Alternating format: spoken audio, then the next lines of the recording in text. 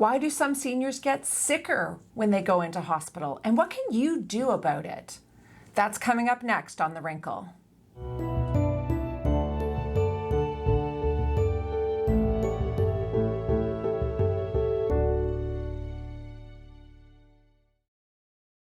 So what can you do to try to prevent some of the hazards of hospitalization?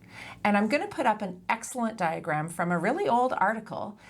It came out when I was just starting medical school, but so much of it really holds true. So here's this diagram that kind of illustrates what some of the hazards are when someone who's a senior is admitted to hospital.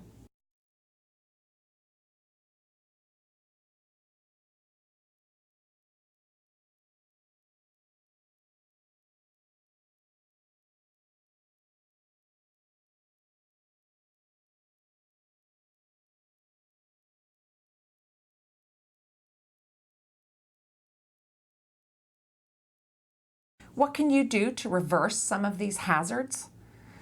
Well, if it's possible for you to be at the bedside with your senior relative, that's the best.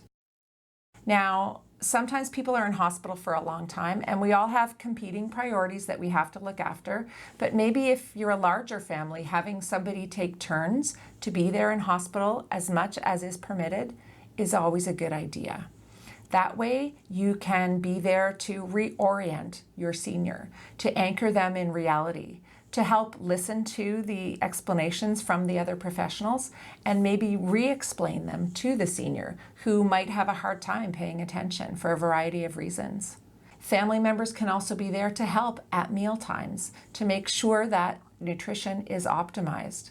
Family can bring in favorite foods. That might improve nutrition as well.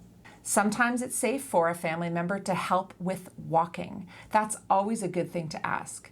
If it's possible to get your senior relative up and walking, that will help quite a bit. Same thing with offering fluids. That's often a very important part of keeping a person hydrated. Even small sips many times a day can make a difference. Asking questions about discharge is a good idea. It helps the team to kind of think about the bigger picture, to remember that the person came from somewhere, they haven't always lived in the hospital, and that they're hoping to get out of hospital again.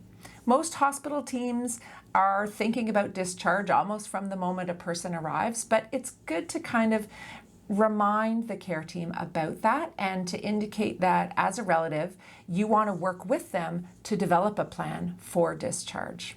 Hospitals are there for seniors when they're not feeling well, and oftentimes it is the most appropriate place for a senior to be to get the assessment and care that they need.